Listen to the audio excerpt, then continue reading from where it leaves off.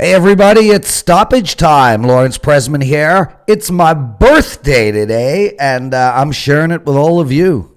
Couldn't think of a better thing to do on my birthday, minus a list of about 6,000 other things. Nick Borrman with us. Carmine Bianco, one of my best friends on the planet, and Kevin Dolan, the Irishman who couldn't tell a joke if his life depended on it. Well, let's start with you, Nick. How are you? What's going on in your world, and how have the links been?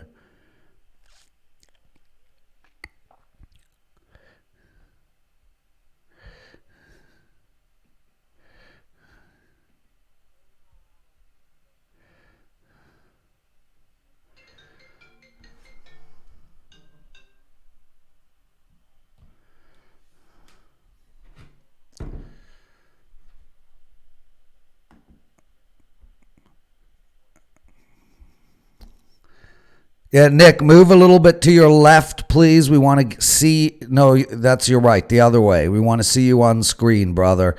Carmine, we'll leave Kevin to last because I'm sure he's got a great joke for us. So how are you, brother?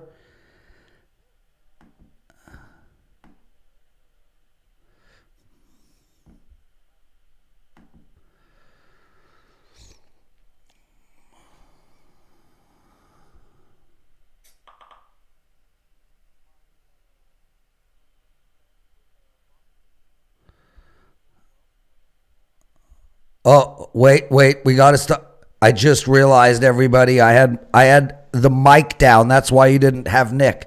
Here, Nick. So let's start this again. But not really. Welcome to Stoppage Time. Okay, Nick, I don't care. You went golfing on Tuesday. Great, blah, blah, blah. Carm, you bought pastries for like 20 people, drove them around town. You're a wonderful guy, blah, blah, blah. Kevin Dolan, how are you, brother? I'm good. I'm primed and ready with these jokes. So last week, Kev, you promised us a really good joke. So I'm holding it out. I'm holding out, man. Like, go. Let's just start the show with a joke from an Irishman, which in and of itself is a joke. Did you hear the one about the peanuts who walked into a bar? One was assaulted. Oh, God. Wait. How old are you? Did you hear the one about the Irish sniper? Ricochet. You need to save. Look, Nick's laughing. You got Borman chuckling. Okay. I got one more. Last one. Please, give us one more. Did you hear about the diplomatic row in the UAE? So what happened was it's the Flintstones TV rights. Basically, Dubai don't have them, but Abu Dhabi do. Okay, Abu Dhabi, move slightly to your right so we can see your whole face. Vivian Presman, welcome to the show. The sound should be working now perfectly. Hey, Brian. Hey, Kane. Hey, Laguina. T. Cole. Liam. Nice to see you guys all. So, lots to talk about, boys. Soccer is fully underway in some parts. Very exciting news. But let's just do a recap since we last spoke. Kevin, I saw yesterday you won a nice play, made some sales. Congratulations. Tell us what's going on and how rolling are you? We got the week started off early. Belarus started early this week, coming up to the cup final on Sunday. So, yeah, we just literally won an hour ago too. So we went 2-1 early this week, Belarus. One game left, and yeah, we got 5 players up for sale this week at WagerTalk, so we're excited about them. Excellent, brother. Carmine Bianco, I don't want to minimize what you did yesterday, so why don't you tell everybody again the size of your heart? Aww. The size of my heart. It's there. But thank you very much. No, I went to an Italian bakery up in Maple, Ontario. It's about an hour north of Toronto. These guys are always fantastic. You drove an hour? That I want. An hour north of Toronto. So we're 40 minutes, Lawrence, north of Toronto. Okay. All right. So Maple, Ontario. Young and Major, or Keel and Major Mac. Anyways, I go in there and the lady sees me coming in and she knows, okay, this guy wants a ton of stuff. They line up 18 boxes We write the names of everybody on them. I post a picture on Twitter, and I get them to put in a ton of pastries. And for you, obviously, some pastries and cookies for your birthday. I set out with a route to drop these things all off, and I get to a certain point where there was some traffic because of construction. I had to cut in front of a car, and at the end of the day, I get pulled over by the cops. The insurance is not in the car. It's the wrong half of the insurance papers. The wife, when she tore the paper in half, she put the wrong side in, and the cop laughed. She goes, "We get that a lot. Everyone puts the wrong side of the insurance in the car." So anyways, they gave me like a summons to appear. It's not a ticket. It's a summons to appear in court. You show your insurance, and they send you home. I tried telling her that I knew you. I'm like, I got to get these pastries to the Prez. And she says, just a second. She goes to her car, comes back. She gives me 2 more summons. So I thought you were going to tell me that she got some more cops. They had the sirens going. Carm needs to get to the Prez, everyone. So, but it's all good. Listen, before we get into everything, because Kevin had that fantastic joke about Peanut, and it had me thinking. I reached out to him last week after our show, and I talked to him about that whole thing with FC Seoul in South Korea being fined for using the sex dolls. They were fined $66,000. They put sex dolls in the stands instead of mannequins. So you can't order anything from China. So I asked Kevin, what's the next best thing? He says, the Irish sex dolls. They are fantastic. He gave me the website. I ordered one. This is what arrived. Yeah, that seems like an Irish sex doll. Yep. I fully understand. 8 out of 10. No wonder they're such miserable, bloody people, huh? And yeah, to say the least. So, Carm, how did you do the last few days in betting? Pretty good. Winners and losers, but for the most part, since this whole pandemic thing started, we've had a profitable time of it. It's going to be extremely busy. I've got a game today in the Berlin Derby. Those ones are always heated, and we're not going to talk about it, so I'll just talk about it real quick. Union Berlin and Hertha Berlin. Last time out in the reverse fixture, Union won that game. There was 10 minutes of stoppage time, fittingly enough, the name, because of the fact that the fans, that's the first time East versus West have played, and the first time a team from the East have been in the Bundesliga, but the fans with the flares and everything else, it was just a raucous kind of atmosphere. Game was delayed, and they scored 10 minutes into stoppage time, won that game. So they play again today, a much different atmosphere with an empty stadium, but it should be a good game nonetheless, which I'll be watching after this. Busy weekend of soccer, South Korea and German Bundesliga, and then there's big games midweek. So check my Twitter, because I'm putting up a 7-day soccer guarantee. So if you pick up my 7-day package in soccer, it is guaranteed. If I don't show a profit from Saturday onwards for 1 week, I will give you another week of soccer. So check that promotion out. You can find it at WagerTalk.com on Carmine Bianco's page. Nick Borrman, you are literally the man right now in soccer. No disrespect to these two guys, but I mean, Jesus, you're putting down a monster run. What has happened since Wednesday? It's been a good run for sure. This week was pretty quiet. Went 1-1 on Wednesday, and I really that was all I've had this week. There wasn't much action Tuesday, Thursday, and today I'm keeping my eye on the screen. I actually have my 5% top play going right now. Just started at 1 o'clock, so I'm keeping my eye on that. Otherwise, this week was pretty quiet for me. And coming up to this weekend, I'm actually probably last on Wednesday you made a comment about my plays from last weekend, which ended up being, I think, 18 or 19 plays over the 3 days. This weekend, I'm probably in the neighborhood of 6 or 7. I got a few in the Bundesliga, but I'm not seeing much in South Korea or Belarus, so I'm kind of struggling here with volume, which is fine. You know, if it's not there, don't force anything. But now the way everything's going, I don't want to push the luck. So I want to make sure I pick the spots and find the winners. So it's been a quiet week, but I'm still excited for this weekend coming up. Okay, well, we got lots to talk about. Welcome, Zekin. Nice to see you in the chat room, and thank you, everybody, for the birthday wishes. I'm not a birthday guy. I just want today to come and go, but whatever. That's a whole different story.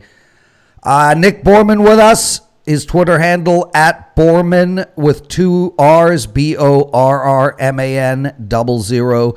Carmine Bianco at Carmine Bianco WT, and Kevin Dolan at the Sports Wolf 83.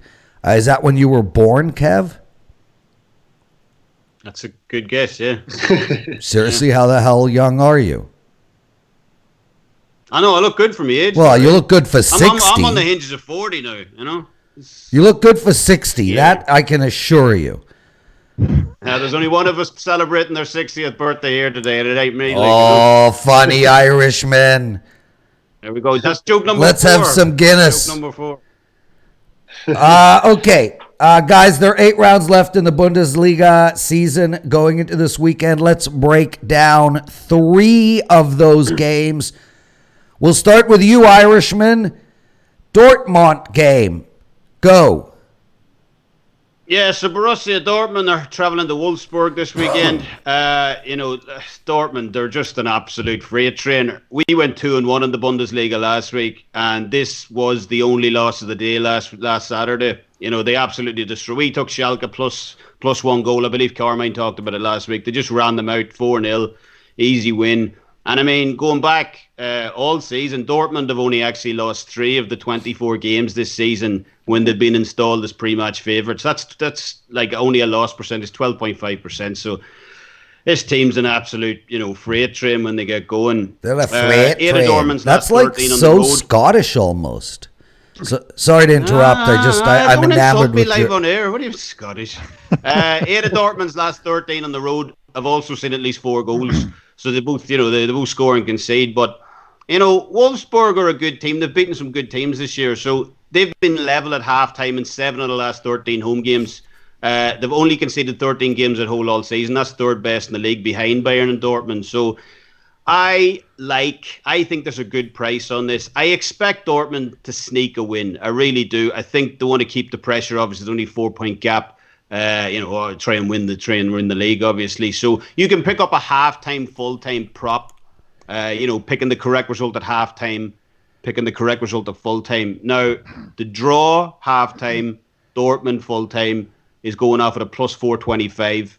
I like that. I think that's fine. I do believe Wolfsburg can keep this tight. It's going to be tough because Dortmund score early goals. But Wolfsburg have been semi-dependable, especially at home this year. As we said, 7-13 drawn at halftime. So, yeah, I like that. It's a big price, for plus 425. So I definitely believe that's a 2% play.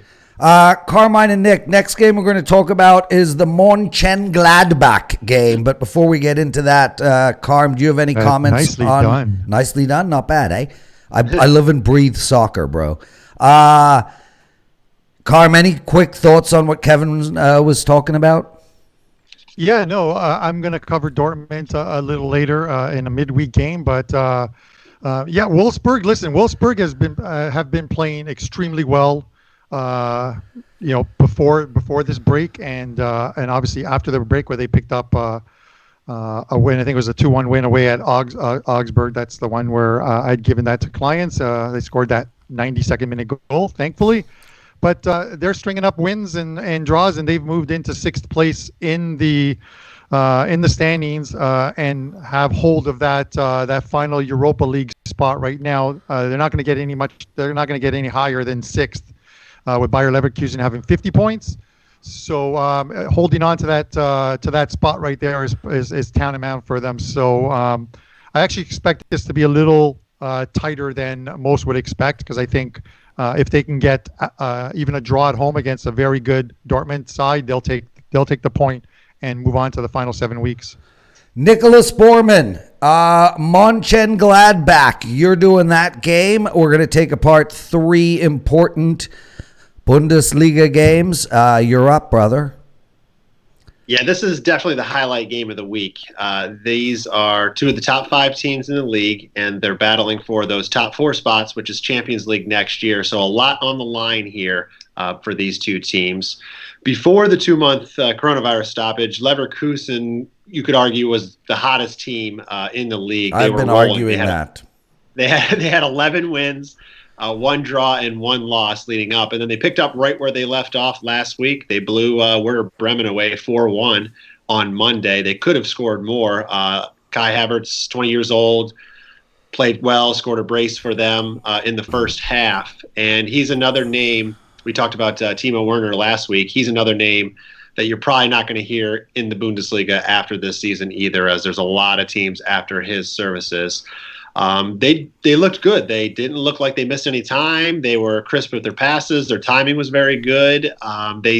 Like I said, they didn't look like they haven't skipped a beat. Gladbach played well as well. They went into Frankfurt, won 3-1. They scored 2 goals in the first 10 minutes to kind of get ahead and stay ahead in that game. And there's not a lot you can really say negatively about the team. They have a good French duo attacking of Alassane Plie and Marcus Thuram, who both scored in that win. They did have a few disappointing results, though, leading up to the break.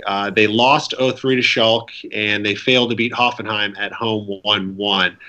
They also had a loss to Dortmund, which you can't argue is a bad loss, and they drew at Leipzig. But right now, the way the market is, there's a pick'em line out there with favored juice to Gladbach at home, or you can take Leverkusen like plus 105 or so on the pick'em line. You can also pay around minus 130 to get Leverkusen at plus 0.25, that split line of pick'em and a half goal. And I like Leverkusen for that line. I just don't see them losing this game. I think a draw is likely. I'm always scared to take the draws, so I think I'm going to go with the plus 0.25 in this game. The total is set high. It's one of the higher totals out there. It's 3.25 right now. So these two teams could end up scoring 2-3 goals each, but it also could play out, because it's so important, this could play out pretty tight for a while as well. So I'm a little suspect, I guess you could say, on the total, but I like Leverkusen on the road to get at least a draw here, so I'll take the plus 0.25 line in this one. Carm, you're going to do the last Bundesliga game, but before that, let's talk about some business and some small talk. Carm, any promotions up for you? No promos up right now. You can still get the 1 year of soccer. I think the promo code is still valid right now, soccer 500, which will take $500 off that package. I know there's quite a few of you guys very graciously that have taken that offer, and we will look to have another winning year. The last few years have all been winning years. The last 2 years especially were up about 130 units. Or 130% bankroll gain each of the years. So we're looking for another one this year as well too. And of course, I'll have that Soccer 7 promo up on Twitter after the show. Kevin Dolan, any promotions for you? I know you've got 5 soccer plays going this weekend. Yeah, we got 5 soccer plays, but yeah, no promotions as of yet. And Nick Borrman. I have the 2% best bet going right now. Not really a promotion, but they just scored to go up 1-0. So I'm watching that game at the side of my head. I'm sorry, I'm distracted. But promos right now, I'm going to have the same promo that Carm's going to put up with the guarantee for the 7 days. So besides that, that'll be up in a couple days. Besides that, nothing right now. Love it. Boys, I was watching. Go ahead, Carm. No, I was going to say to Nick, I guess they called back that other goal. I had heard the goal in my ear, the first one. I thought maybe it was 2-0. Right now. Well, what's the actual bet, Nick? It's Shakhtar minus 1.5. They actually. So you need 2 goals. Yeah, and it's a 5% play, so I'm pulling. Closed at -2. Okay, well, good luck. Yeah, it's early days. We got a goal. We're going to win this one. So I was watching a show on Netflix, a series called Losers. Really awesome. I watched the Vanderbilt. Is that his name? Jean Vanderbilt or whatever. I watched the 30-minute piece on him. My God, 3 up to win the Open. 1 hole to go. I think that might be one of the biggest fall aparts I've ever seen in my life. Vandervelde. Yeah, I think it was, right? Yeah, I remember. But he is a cool dude, man. They interviewed him. I mean, he is a cool guy. And then I also, the other one was on Torquay United. You know of this team? Any of you? Torquay United. They are officially... It's spelled Torquay. Yeah, they are the single worst professional sports soccer team in the UK. They are permanently in relegation mode in the 2nd division, which is the lowest division in all of soccer. Worth a watch. It was a lot of fun. They're now known by the name of Arsenal, I think. Oh, is Rainey on right now? Are you taking shots at a guy who's not even on the show? Anyway, it was a fun watch. I recommend it. It's a fun series. Okay, boys. Carm, you got the midweek game. It's coming up on Tuesday. Munich going to Dortmund. Fill us in, brother. Yeah, listen, no disrespect to like Red Bull Leipzig, who you guys know I really like this team, and Bayer Leverkusen, who over the last 4 or 5 months or 3-4 months before this were making me just a ton of money. But this is the match of the week, and it's likely the title decider if Bayern Munich get any type of a result here. They've got a 4-point lead with 8 games left, and a closer look at Bayern's games the rest of the way. They've got a very easy schedule to close out the year and really only have one tough game, which is an away match against the aforementioned Bayer Leverkusen as a potential point dropper game. So it's going to be tough for Dortmund to overturn this 4-point lead. But a win on Tuesday, and that title race is certainly going to go down to the last couple of weeks of the season. And Dortmund really only faced one tough opponent, I think, and that's the second last game of the season when they play against Red Bull Leipzig. Dortmund were dealt a blow, sort of ahead of this game in the sense of like Marco Reus. He's not going to be available on Tuesday. He's a senior guy in that team. He provides the leadership. He's going to be missed in the attack, but they've got that young talent. They've got Haaland, Sancho, Brandt. You can't underestimate like the importance of having that veteran presence. We see it in every sport, especially against a team like Munich. He would keep that team calm on the field. Dortmund come off that smashing 4-0 win over Schalke that you guys talked about earlier in the Reverie Derby, and they beat Munich at the start of the season, just before the season started, in the Super Cup, which was held in Dortmund in front of like 81,000+ fans, and they won that game 2-0. But that's something that we're gonna miss on Wednesday. No fans in the stadium. It's a decided disadvantage in a home game for Dortmund that they don't have that yellow wall and 81,000 fans, and it's just a yellow out there. Looking at these couple teams, Bayern won the reverse fixture 4-0 back in November. They're 7-2-1. They're past 10 in this series, and this is in league play, because these teams play each other a lot in the German Cup and of course the Super Cup. Look at Dortmund's stats. They're a mind-boggling 10-0-3, so unbeaten in 13 at home this year in league play. 45 goals for, 10 against. That's absolutely amazing. And of course, leave it up to me to find something negative in that number. Nick, I know, is going to shake his head at this, but those three draws were 3-3 to Leipzig, 3-3 to Paderborn, and 2-2 against Werder Bremen. And if that's the negative, that's the takeaway, is that they allowed 8 goals, and their attack got them out of it against a team like Munich, who are defensively, they're technically better, defensively better. They've allowed the league's lowest goals at 26, and they have an attack that scored the most goals in the league. It's just, you can't play bad defensively against this team. Ever since Hansi Flick took over this team about 16 games ago in the league, they've gone 13-2-1. They've only lost 2 games, and that was right at the start of him taking over. They've gone 11-0-1 in 12, unbeaten in 12 games in Bundesliga. They've scored 50 goals in those 16 games. They're just playing at the top of their game right now. They're one of the best, if not the best team in all of Europe, I believe. So basically, to sum this up, while my heart says I want Borussia Dortmund to win because I want to see the last 7 games with some meaning to it and a real title race, I think the variables of like no fan atmosphere, it's definitely a disadvantage to them not having Reus in the lineup, and then the fact that I think Bayern Munich are technically better offensively and defensively, and then the final one, the variable of Dortmund know they have to win this game. So if this game is close or even in the last 15-20 minutes, they have to push upfield. They've got to move that back line up They need to score. A draw does them nothing here other than solidifies a Champions League spot, but they're going to get one anyways. They need the win. They want to win the title. And when you move that back line up, you're susceptible to that counterattack, and Bayern has that counterattack.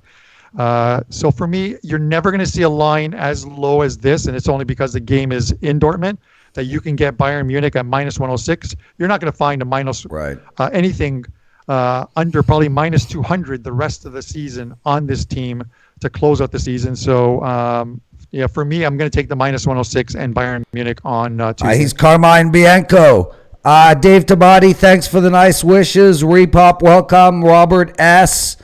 I really appreciate all you guys showing up in our chat room. Make sure to check out our NASCAR show. The guys that doing NASCAR, Andy Lang and Rocky Atkinson, just unbelievable. I mean, they're just killing it. Andy had a struggle on Wednesday night, but other than that, it's been an outstanding season. That show is at 2 p.m. Eastern. And then, of course, 3 p.m. Eastern is the Pony Pundits, Marco and Sig on that show. Nick, did you want to say something to Carm? Yes, I did want to interject. I'm sorry. I just wanted to say Carm's wrong. Bayern's not going to win. Dortmund's going to steamroll them.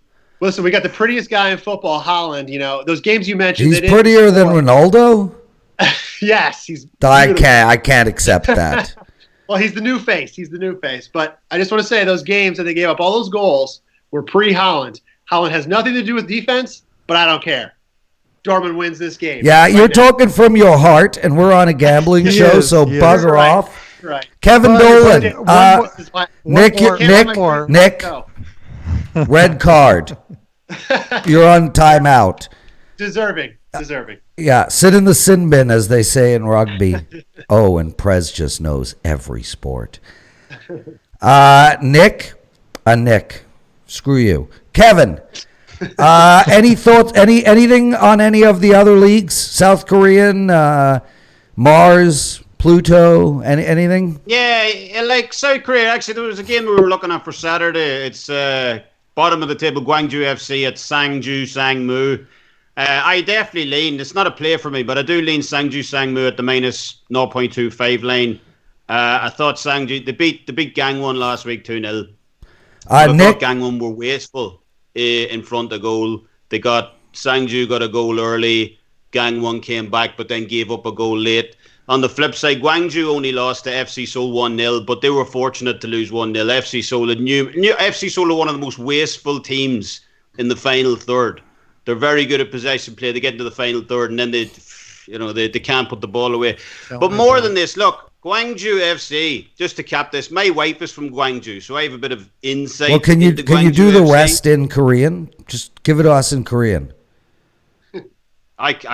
Namu Saja. I like Koreans. Okay, really good try. Swear at you in Korean. Or... But let's get back to the topic on hand. Basically, Gwangju FC. They're one of the worst run teams inside. So we're like the 2017 when they got relegated. They're back for the first time in about 3 years. They're already rooted at the bottom of the table, and it's the culture of this team. This team is one of the worst. They had a manager bum in 2017, and if they took a player from Northern Ireland, Derry City, Niall McGinn. He played in the Euros. He was in Euro 2016. Biggest transfer at that time for Gwangju FC. They take him all the way to Korea, and then they just sit him on the bench. They said he wasn't manly enough for Korean football. Like, this is the type of latitude. So after 4 months, he broke his contract, went back to Scotland, played for Aberdeen, I believe. So it just feels, I'm already seeing the wheels fall down of Gwangju FC. I'm already seeing the same mistakes they made in 2017. They're going to be relegated again. If you want to fade them in this spot, Sangmu minus 0.25 looks like a decent line to me. It's not a play that I'll be on, but I definitely lean that way. I just don't like Gwangju. As you know, Nick is a Dortmund fan. I'm very anti-Gwangju. So again, I just don't like them as a team. Don't like the culture of the team, and I think they're going to be relegated. They'll be lucky if they win a game. Carmine Bianco, give us an update around the world. Yeah, everything pretty much is still on pace. I'm going to talk about the MLS for a second because we are a North American company. The MLS, the plan is June 1st for teams to arrive in Orlando. They're going to divide the East and West into two conferences, with one team. Essentially, it's almost like a mini tournament is what they plan on doing. This is the plan.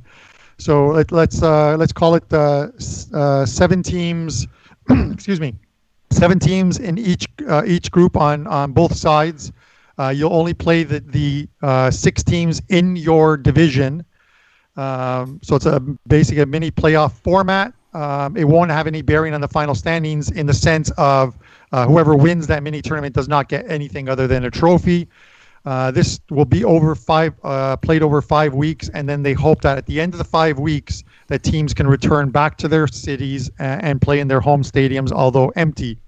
So that is the thing. Some players are against it because it's essentially a 2-month.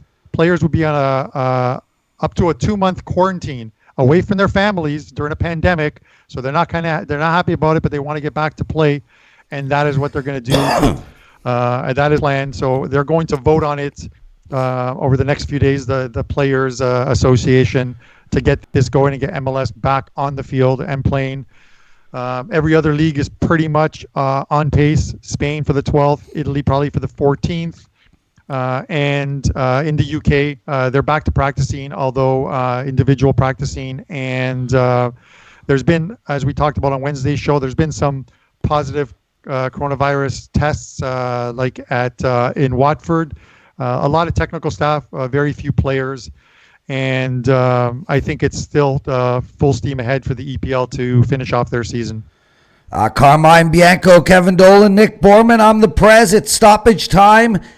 Christopher DeWitt, welcome to the show. He wants to know, when are you getting a rugby show? So, Christopher, Carmine can tell you this. During the Rugby World Cup on our hockey show, I was giving out rugby picks and winning them all. I can talk rugby with the best of them. You want to talk league, union? When there's a big tournament, I will put together a rugby show. No problemo. Nick, anything you want to say before we call it a show? I have one more free play up this weekend in Taiwan. Yes, that's right. I couldn't find anything in Belarus or South Korea, so I threw one up in Taiwan. Been playing it all along, so check out the write-up there. Taipei to Tong, plus 115 on the 3-way line. So full write-up on there. I won't go into the full thing here, but check that out on my page at Sports Memo. Guys, I can't thank you enough. What an outstanding show. I love talking soccer with the three of you. Everybody remember, check back at 2 p.m. Eastern for our NASCAR show, 3 p.m. for the Pony Pundits with Marco and Sagan. Our NASCAR show is a lot of fun. Steve Merrill hosts it. It's with Rocky Atkinson and Andy Lang, so check that out. It starts in 25 minutes. To everyone else, thank you so much for joining us. You're all the best. It means the world to me. Thanks for the birthday wishes, especially from the three of you. 0 birthday wishes from the three of them. Wait, don't we have to sing? Carm, you said you were going to sing Stoppage Time. Go. Yes, I am going to sing Stoppage Time. I've been practicing. Nick, can you help me on this? Yes, of course. Oh, God. All right, here we go. 3, 2, 1. Happy birthday to you. Happy birthday to you. Happy birthday, Prez. Yes. Happy birthday to you. So my takeaway from that is that Kevin Dolan didn't practice, so he didn't know the words, so he couldn't. My mic's broken. Yeah, so Kevin, because Kevin didn't practice, he was like, "What's the next word? Happy birthday." I just will be quiet. Thanks, boys. Everybody, love you all. Have yourselves a great weekend. We'll see the three of you next Friday. Make sure to keep watching Stoppage Time. Next show Wednesday, 1 p.m. Eastern. Be well, everybody, and thanks for joining us.